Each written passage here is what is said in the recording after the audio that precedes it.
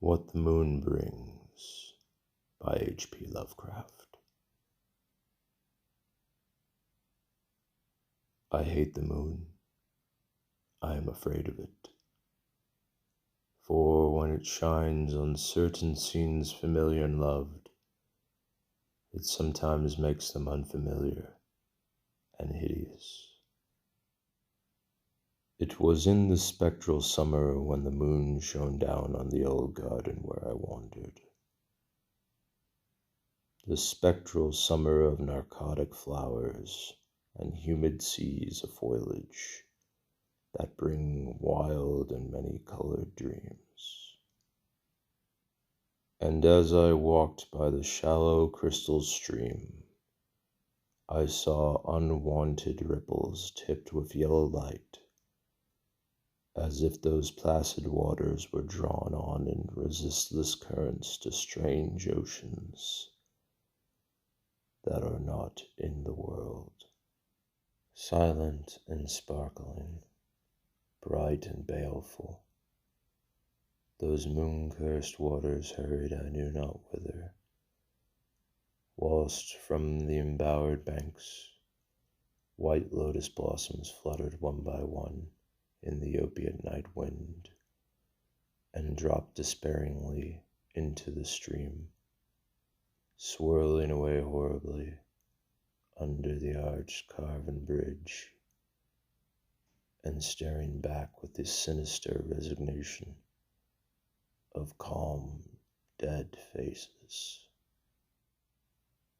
And as I ran along the shore, crushing sleeping flowers with heedless feet, and maddened ever by the fear of unknown things and the lure of the dead faces, I saw that the garden had no end under that moon. For where by day the walls were, there stretched now only new vistas of trees and paths, flowers and shrubs, stone idols and pagodas, and bendings of the yellow-litten stream, past grassy banks, and under grotesque bridges of marble. And the lips of the dead lotus faces whispered sadly and bade me follow, nor did I cease my steps till the stream became a river and joined amidst marshes of swaying reeds and beaches of gleaming sand the shore of a vast and nameless sea. Upon that sea the hateful moon shone, and over its unvocal waves weird perfumes brooded.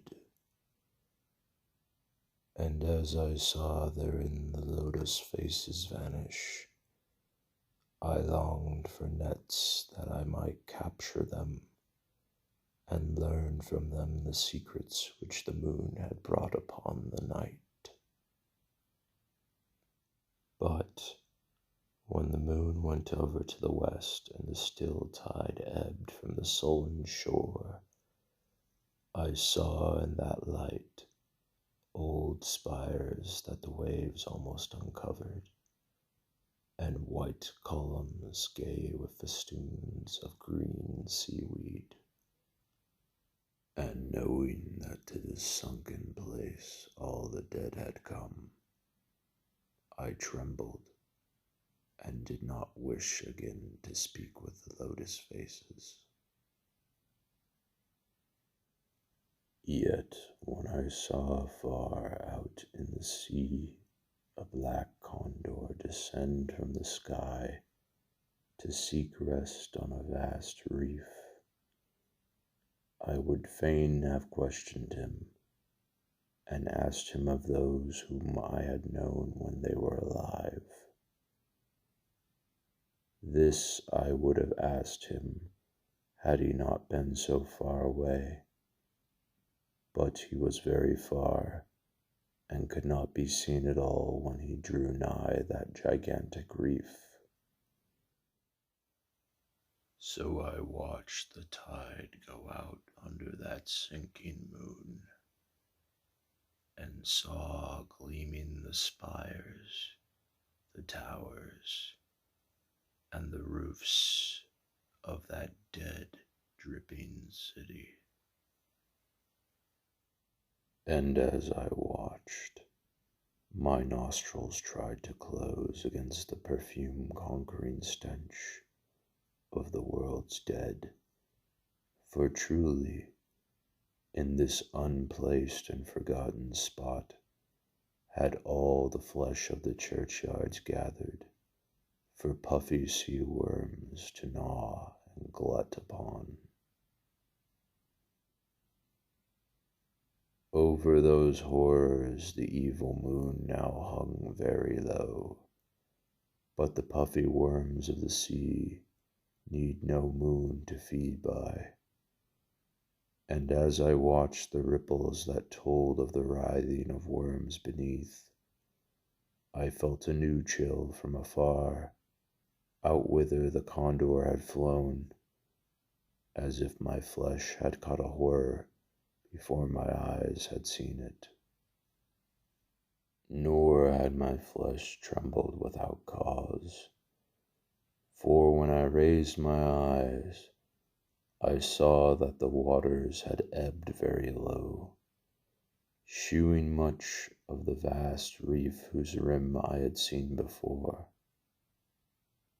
And when I saw that this reef was but the black basalt crown of a shocking icon, whose monstrous forehead now shone in the dim moonlight, and whose vile hooves must paw the hellish ooze miles below, I shrieked and shrieked, lest the hidden face rise above the waters, and lest the hidden eyes look at me after the slinking away of that leering and treacherous yellow moon.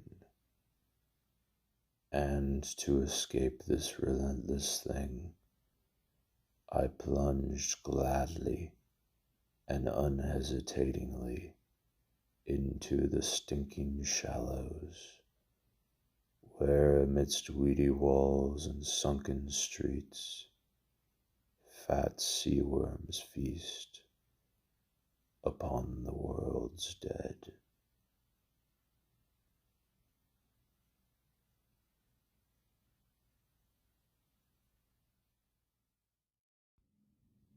If you enjoyed this narration, please like and leave a comment. It helps the channel to grow. Subscribe for more. Press the notification button for updates. And as always, thank you for listening.